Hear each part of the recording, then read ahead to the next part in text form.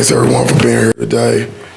Obviously, last Saturday it did not go the way we wanted, but like I told our team after the game, all our goals are in front of us. We control our own destiny. It's all about getting back to work and getting ready for Maryland Saturday in the woodshed. We met as a team this morning. We talked about the focus and the preparation that we needed this week. I felt like the guys were dialed in, need to block out the noise and focus on what we got to get done and not worry about anything outside our program. We were on the field. We had a good practice today. I met with the leadership group, about 25 minutes ago, and we laid out some things that we need to do. I talked to the coaching staff, offense, defense, and special teams. I told them, I said, give me the problems we have and give me all the possible solutions, and let's put together a plan and go to work and get these things fixed. And we're in the process of doing that. I know Maryland, they have some very good players. I know Locks is a really good coach. He's a great offensive mind. He's an excellent recruiter, so he's got very talented players. It's a very dangerous team.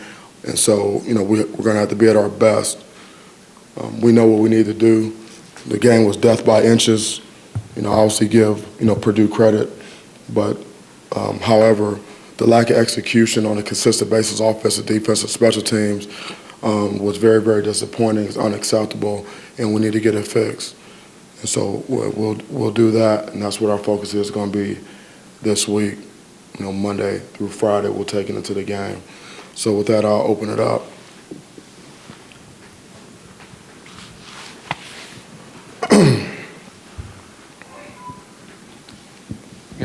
Mel right here. Stephen Brooks, 24/7 Sports.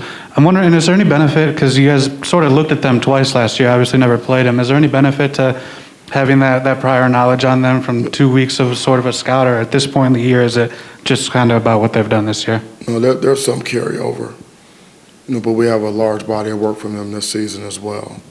But we always go back to prior seasons, especially when you're looking at situational football, to get as many plays as you can, in the pool of players that you evaluate to decide what players you're going to rep in practice and looking for tendencies. So, it is somewhat helpful, but the most helpful information we have is from this season. And Mel in the back on the left here. I was wondering what you see in their passing attack from Tagovailoa. He's completing, I think, more than 70% of his throws, and he's been pretty successful. And in a situation like this, when you guys have kind of struggled giving up yards, with your background, do you become any more involved in trying to fix some of those issues? Yeah, I'm going to be as involved as I possibly can to help fix some of these deals. I mean, he's a really good quarterback. He's got a strong arm. He can make all the throws. And obviously, he's got commanded offense, so he knows exactly what his reads are. He knows how much time he has, how much time he doesn't have, so he doesn't hold on to the ball. He gets rid of it, and he's got really good players around him. He's got really skilled guys that can make plays for him.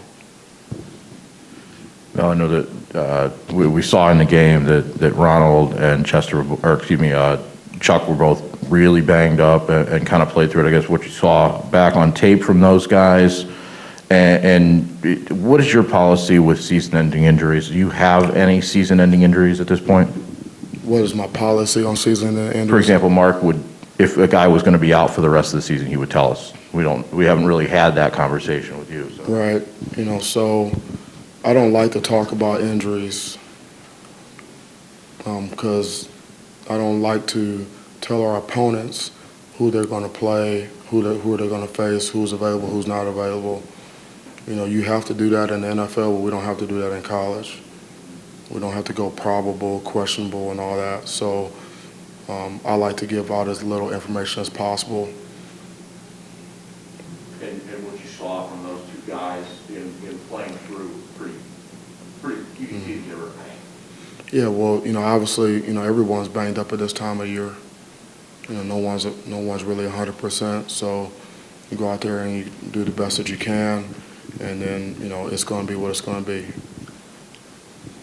No.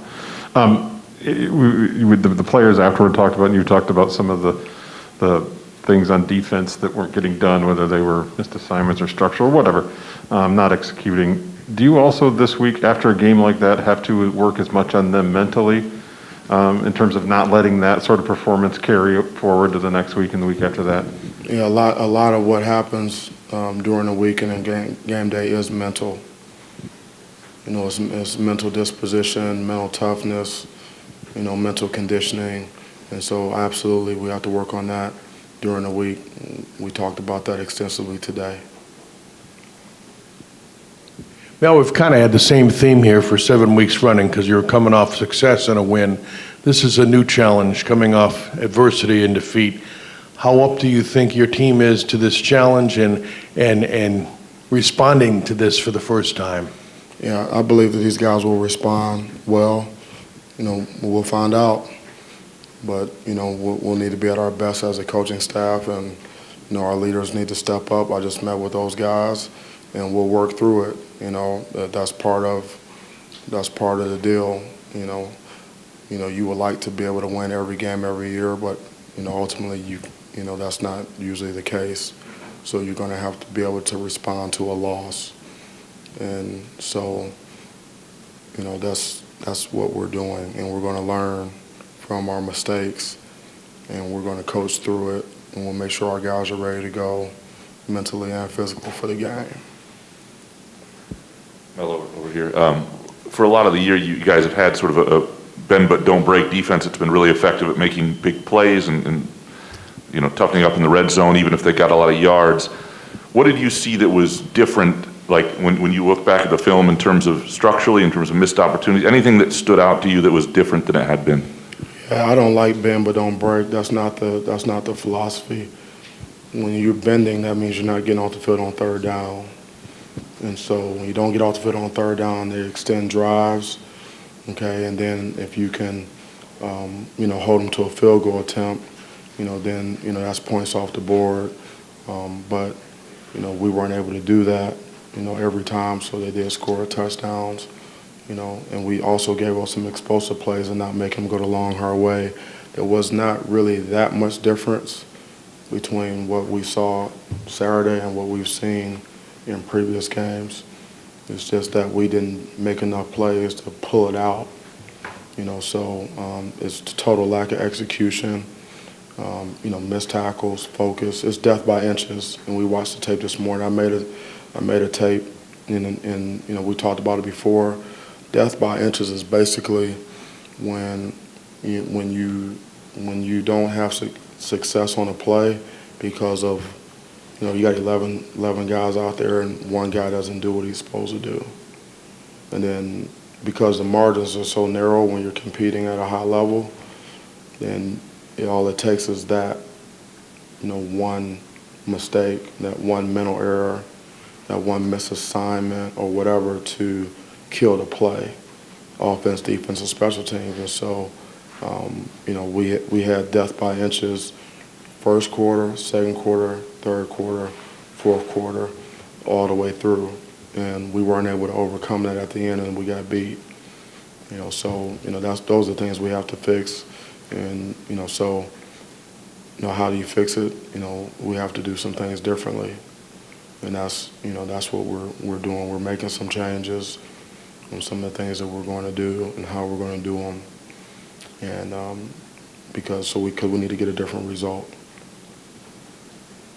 Mel, we all know the importance of turnovers, but when you have back-to-back personal fouls on defense or a pre-snap penalty on a punt that costs you 47 yards, are those like turnovers in terms of field position, getting off the field, and the psychological mindset that goes with it? When you get penalties on offense, they're like drive killers, you know. And then when you get penalties on defense, you're just giving them free yards. It's like giving up explosive plays. You just, you know, instead of taking, you're giving. You know, and so, you know, they may not necessarily be like turnovers, okay, but they're pretty damn close. You know, and so you have two types of penalties. You have aggressive penalties, you know, which you're going to have some of those when you're competing really hard and you're playing hard. You're going to have some aggressive penalties. Then you're going to have foolish penalties. Those are pre-snap penalties. You know, 12 guys on the field lining up off sides, you know, or doing, you know, something after the whistle, things like that is foolish penalties. We need to eliminate the foolish penalties. And then the aggressive penalties, you can reduce those by having better technique and fundamentals, you know. But, you know, obviously the penalties, the penalty yardage in the game was ridiculous. ML on the right back here. Yeah. I know you said Matt Coughlin will be ready when he's ready, but I was just wondering kind of how the difference maybe in your outlook and decision-making changes when you go from a 6-year senior who's made more field goals than anyone in history to a true freshman walk-on who just made his debut this past weekend. Yeah, well, we know what his range is, and we try to get him well within that range. We're not going to ask him, if he's in there, we're not going to ask him to try something that he hasn't, he's not capable of doing.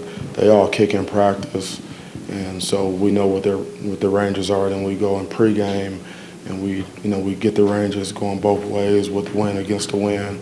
And so before the game, we know, okay, we need to get this is the line we need to get to where we feel like we're going to be able to make it. That's what we've seen them do in practice. And then here's outside of that, but the probability of a make goes down significantly. So try to get them within that range and expect them to make it if we're in that range, as long as we get a good snap and a good hold and good protection. Mel, wanted to ask you about Simeon Barrow. When you got to look at it again, I mean, what were your thoughts on that call and sort of what's next at that spot? What's the plan there and his development? What has he given you guys when he's been in there? I know you're pretty deep there. And does the Cal situation from earlier this year where you got a starter who's out for half, does that help at all in terms of planning how to handle situations like this, I guess? Yeah, well, Simeon's done a really nice job, and he opted out last year. He's come in, he's earned a job, and he's done a nice job when he's in there. He's a good young player. He's got really good upside, so I like him. In terms of the call, we submitted the plays this morning, and so probably this evening or sometime early tomorrow, we'll get the feedback from the officials, from the head official office in terms of what they saw on the play. We turned in several plays, and then we'll get the feedback, and then I'll hold my comments until I get that back. They may have some information that might enlighten me, or it might be able to help us coach the guys better, or whatever. So we'll have to see. But I had a radio deal this morning. I think it was like at 8:19 or whatever. I was on. I'm on every morning, and one of the first questions that Steve asked me was about the officials, and I don't like to talk about calls, bad calls, things like that. I think that's not part of our culture. We don't like to make excuses or that about anything, and so I think that makes your program soft. I think it gives your coaches and your players a way out, and so I really don't like to even talk about it that much, but we do turn them in because we need clarification. And if I disagree with something, I'll tell them, and then we move on, because that's not going to change the outcome, actually. And so, it happens every week because, it's a human performance business, So and there's a lot of judgment calls out there as well. Kind of wanted to go back to one of the plays where David Bell caught the pass down the right side late in the game and slid down to keep the clock moving at that point. How do you take that from an offensive standpoint for your team? It seemed like it was a situation where they know you guys could put up points and come back in a hurry. Can you kind of maybe also address the growth of your offense between year one and right now with Kenneth and Peyton playing at such a high level? Your first question is about the play where he slid down and how you teach your players the situational football, like don't score, and try to, that's a call that you have, going into, before a play or going into a series where, you'll say, hey, listen, don't score if you have an opportunity. And so if that's what they told him to do, that was really good execution on their part, And so, we've had some situations like that, like early in the season where maybe not necessarily don't score, but like early in the year we had I think it was before the half. It might have been the Northwestern game, I can't remember, but, we said, get what you can get and get down. get down. Because if you're not going to score, get down. We were able to do that, and it allowed us to have enough time to get a field goal attempt up. I think right before the half, we didn't make it, but it was a good execution of situational. So I feel confident our guys can do that if we're in that situation. Is that a sign of respect for your offense when a team does have about 5 minutes left? I think it was somewhere in that range. Yeah, maybe so. I just think it's good ball if that's what they were trying to do. I think that's good ball. Mel, right here. What did you think of the offensive line's performance on Saturday, given the moving pieces with AJ and JD, particularly moving to the left side? And do you think that offensive line composition is going to be used moving forward? Yeah, I like what they did. I mean, the guys stepped up. They didn't flinch. Move a guy from right to the left, and then move a guy from inside to outside and put another guy in inside. And there was not even really any discussion about it. And guys went out there and played hard. We were able to run the ball some, and we were able to hold up in pass protection some. It wasn't perfect, but I thought the guys, they stepped in there. It was like a next man up, do what we need to do mentality. And so we were able to go out there and play. And we still expect high level production. I thought those guys played really hard up front. Mel, over here again. Malik Carr obviously had a couple of really good moments, and he plays a position I know that's difficult for young players to master, to get on the field. And so I'm wondering where he is in his development of the entire understanding of tight end, and will he see, is he earned increasing time moving forward? Yeah, the time that he was out there, he earned that, big time. And we've had discussions with him. He's worked really hard to get on the field. And so he does a nice job. He's been doing a nice job in practicing the run game, blocking in line, like in the core. And then obviously you see what he can do in the pass game. And so we really like him. He's a big body. He's very athletic. He's got really soft hands. And he can run. And so he's going to continue to progress, but he's done a really nice job, working to this point. And, only time will tell how much more he's going to play. But, he did a really nice job when he was in there. And I think he's going to continue to get better. Mel, another young new guy that you got, Tank Brown. I'm wondering what you've seen from his development progression sort of behind the scenes. We haven't seen him in a little bit. Is he a guy that could maybe give you a little juice in the pass rush down the stretch here, you think? Yeah, well, he might be able to do that. He was out for a while. He was banged up and he was sore, and it's taken some time to get back. And so he's worked his way back, and he was out there on special teams. We do need to generate more rush. We need to get more speed on the field more often, and he may be able to help us in that regard, certainly. But that would be, right now he's special teams, and then also he may be able to provide us with some pass rush. Hey, Mel, back here. I was wondering, you talked about the response from the team today. Who are I think we kind of have an idea, but who did you see today, maybe the players who had the loudest voices in trying to get you guys back on track with this week of prep?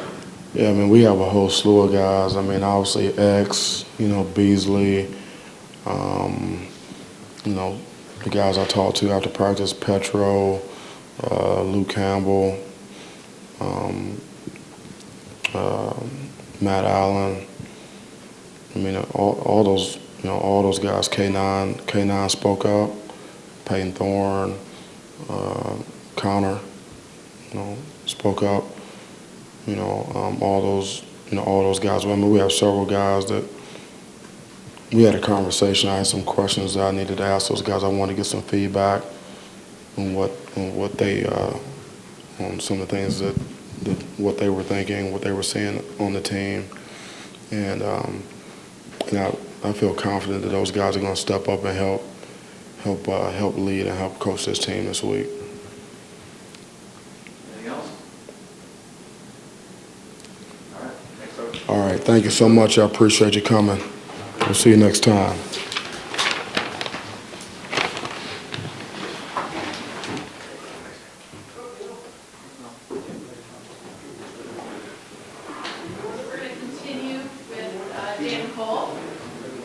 Michigan State had a couple Michigan last weekend.